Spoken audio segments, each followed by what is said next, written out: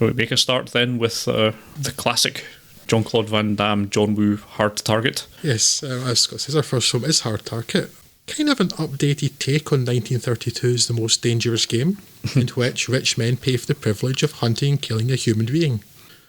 The hunts in this film take place in New Orleans, where former soldiers in particular are recruited amongst the city's homeless population and offered $10,000 if they make it 10 miles across the city to the river. As they're only given a 5-minute head start though, and they're being chased by many people in cars, on motorbikes and with powerful weapons, this is pretty obviously never going to happen. Almost like there's some commentary here about things being loaded against the people. Or maybe that's just luck, a point we may come to. The first victim you see is Douglas Binder, the screenwriter Chuck Farrer, a victim who, against the express orders of Lance Henriksen's Emile Fouchon, the man behind the hunt, has a family who will miss him. That family is Yancy Butler's Nat, who has come to the city seeking her father after his letters to her suddenly stopped. Her search brings her to some of the less salubrious neighbourhoods of the Big Easy, where she is saved from robbery and assault by Jean-Claude Van Damme's Chance Boudreaux. Introductions made, Nat enlists Chance as a guide and bodyguard as she tries to trace her father, a search which is quickly ended when a police officer magically manages to find the visitor to the city in the middle of the city and to tell her that her father's body has been found. Cursory investigation by Boudreaux uncovers evidence of his murder, and the single non-striking police officer left in the city, Casey Lemons, is convinced to begin an investigation. Meanwhile, Fouchon's hunt finds another victim, though the heat of the investigation suggests to him it's time to wrap things up in New Orleans and move to pastures new. Before he does so, though, he decides that Boudreaux must die and drives him deep into the bayou, where lives his Uncle Duvet, an old Cajun played utterly convincingly, mind you, utterly convincingly, by Wilford Brimley. And he wants to talk to you about diabetes. I assume, like me, you only know about that from Red Letter Media. Yes. Yes. Also, Wilford Brimley, despite looking like 100 years old for the last 50 years, still not dead. Well done, Wilford. This all sets the scene for a finale in which Fouchon somehow convinces a bunch of rich men to pay him handsomely to do his dirty work for him, and JCVD kicks all of their arses. This, though, despite the film taking pains in the early scenes to point out the care Lance Henriksen's organisation takes to avoid attention, including creating alibis for the people involved in the hunt, recruiting the top city pathologist, and burning bodies to hide evidence of murder. But as I say, despite that, very soon Arnold Vosloo and the other goons are killing people in the middle of crowded streets, murdering police officers with shotguns in broad daylight, and trying to shoot people from motorbikes, all while making no attempt to hide their identity. No, but it's perfectly alright though, because the police are on strike, so Yes. That's a fig leaf for it. Whether this is a commentary on the impunity with which the rich can commit crimes in society, or screenwriting, I'll let you decide for yourself. Oh, did I mention that the screenwriter, Chuck Farrer, is responsible for The Jackal? Not that I wish to sway your decision-making there at all. There is a strong argument to be made that John Woo's first Hollywood film is his best Hollywood film. But, well, damning with faint praise and all that. Hard Target has slow motion, Beretta handguns, motion of reduced speed, birds, motion at a lesser speed than normal, stylised choreographed action and gunplay, action that is displayed at slower than typical speed, and motion that is not quick. So it's definitely a John Woo film. Yes. By this point, JCVD had come on in leaps and bounds as an actor, especially compared to the likes of Bloodsport just 5 years earlier, and despite an interesting hairstyle I'm pretty certain he hadn't used before or since, he's very watchable. And his trademark kicking people in a face shtick really doesn't get old. Arnold Vosloo is dependably villainous, but Lance Henriksen is chewing the scenery, presumably prompted by the mid-film flip where his cool businessman becomes a butthurt angry man because plot, and it's not really his forte. It's hard to judge Yancy Butler because she's mostly just asked for wide-eyed reaction shots, usually in slow motion, and she wide-eyed reactions her way right through them.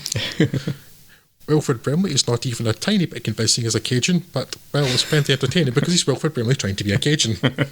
Spider-Man 1 and 2 and the Hurt Locker editor, Bob Murawski, keeps the action moving along reasonably well, despite the frankly comical number of slow-motion shots, though the action in general does feel a little staid by today's standards. It's definitely a product of its time. Setting aside Wind Talkers, which I really would like to revisit sometime but can no longer speak to with authority, Hard Target probably is John Woo's best Hollywood film. It's also crap. Just entertaining crap. Could have used a little more slow motion though, I thought. Yeah, common criticism with John Woo films, that just not enough slow motion. Yeah, I really, really enjoyed watching Hard Target again. Hadn't seen it in years, and yeah, I'm sure we had a conversation a while back about, much as we loved Face Off at the time, going back to it these days, it seems kind of rubbish. So time has been much less kind to that than I think it has been to Hard Target, which, although yes, very much a product of its time, is a time I quite liked in terms of how action films are made and looked. Yeah, it's absolutely ludicrous in terms of plot. I would not be taking it seriously, and I think you're being quite generous trying to ascribe any kind of commentary to it, not just because of its inherent actions. I was being entirely facetious, Scott. Yes. Please don't concern yourself about that. Yes. And there's a lot of scenery chewing going on. I'd forgotten quite how quotable a lot of, well, essentially everything that Arnold Vosloo does in it. Rendell. I'm not sure allowed to say that anymore, but it's still very, very funny. I'm sure at some point that was one of my ringtones. That whole, you want to leave without saying goodbye.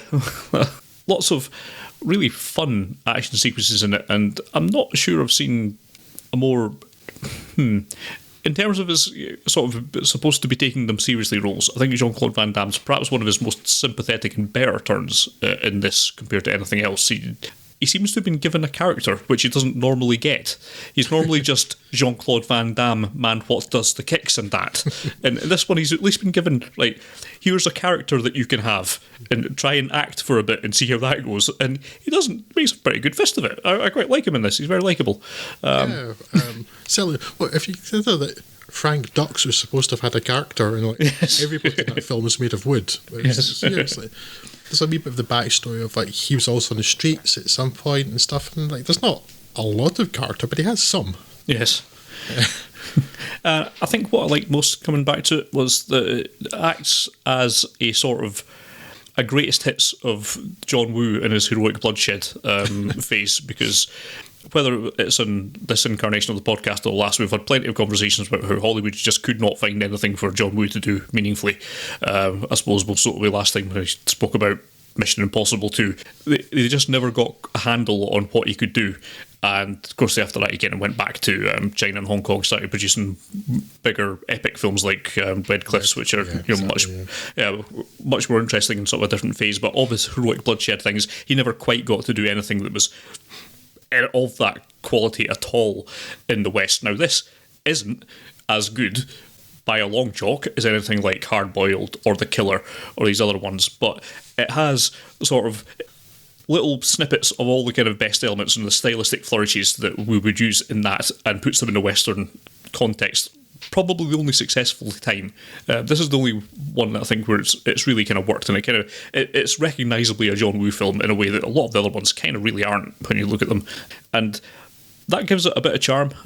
Perhaps it's only because I'm kind of nostalgically grafting on elements from other better films, but I still think it kind of works. I still think this would stand by itself as being a really entertaining little action outing, and I have a lot of respect for it, a lot of love for it, and I would certainly recommend anyone with a passing interest in this sort of thing, either martial arts or the heroic bloodshed shooty bangs. I mean, if you liked something like John Wick, any of those trilogy, then, and you haven't seen any of Woo's earlier stuff, then it's an absolute goldmine to go back and run through if you've somehow not partaken of that in your cinematic journey thus far. I would certainly recommend travelling down that road, and of that, while Hard Target is not the best John Woo film by a long shot, it's certainly easily his most wooish Western film, and worth looking at in that regard. I am not entirely convinced that I had seen this before I watched it, perhaps just last year. Right. I think I'd seen enough bits of it, but I was not convinced that I had actually seen it, although if I had, it was 25 years ago, right? Yeah, It's perhaps one of those films you might have thought you've seen just because me and Craig have been going, he was helping her look for her daddy all the time and doing various other terrible accents. That's it. I've spent 25 years listening to Craig every so often going, Randall. And I think it was passably entertaining last time. This time when I watched it, I was acutely aware of it just being a bad film. I was also very much aware that despite that, I was still enjoying it. As I said, it really is crap, entertaining crap. Yes.